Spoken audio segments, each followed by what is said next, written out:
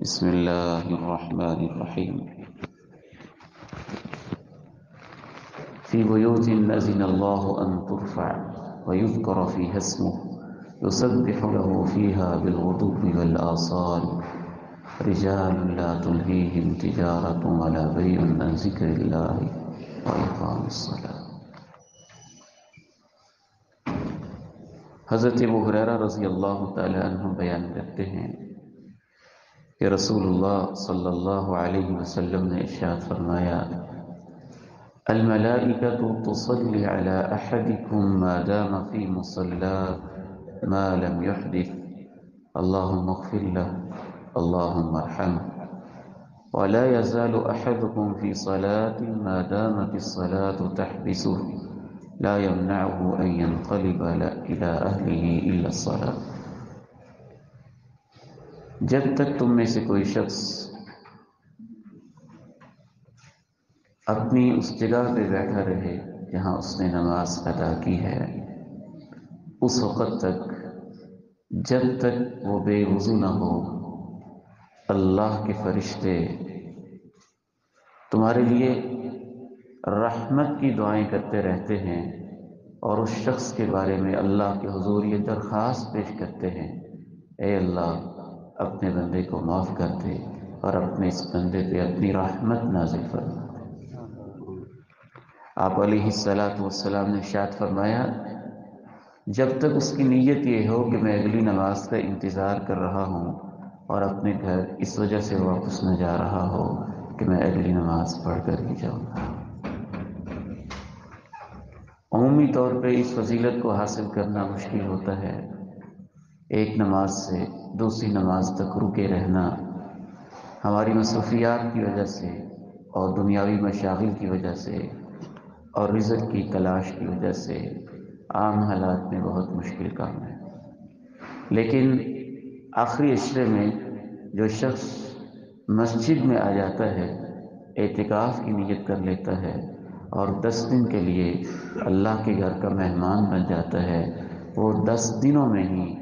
اس نیت کے ساتھ ہر وقت فرشتوں کی دعائیں لیتا رہتا ہے،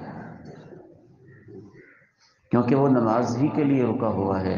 اللہ کی عبادت ہی کے لیے رکا ہوا ہے اور اللہ کی محبت ہی میں رکا ہوا ہے۔ اور یہ کوئی تھوڑی سی فضیلت نہیں ہے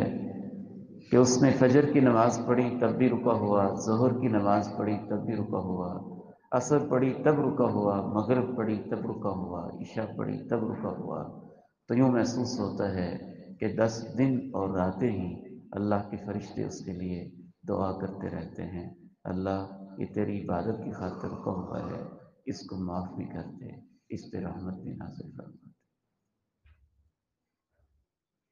ایک اور حدیث بھی سماعت کیجیے، رسول اللہ صلی اللہ علیہ وسلم کے پاس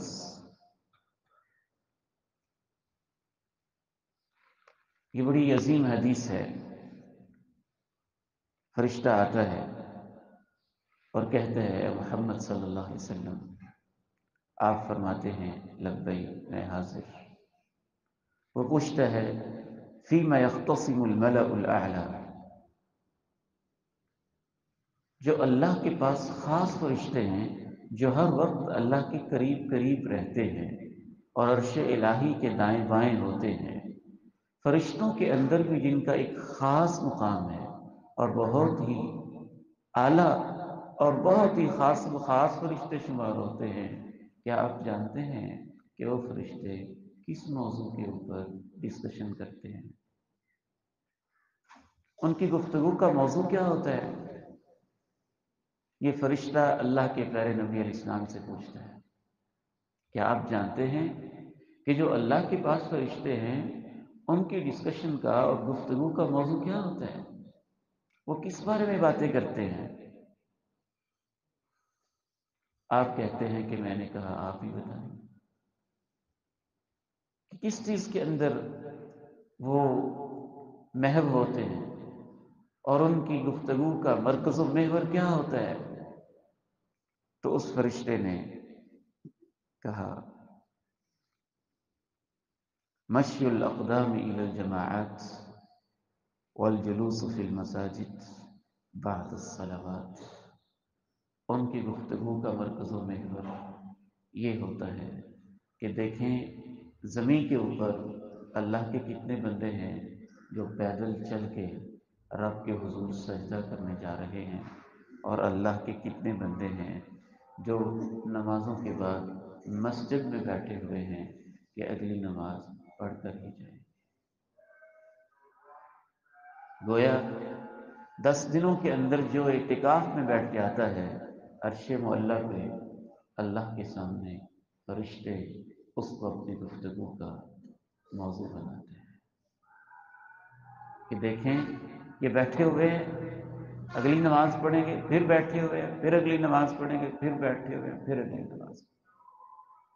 اللہ تعالیٰ سے دعا ہے کہ اللہ تعالیٰ ہمیں کچھ وقت خالص اپنی عبادت کے لیے وقف کرنے کی توفیق نصیب فرمائے، اور مسجد میں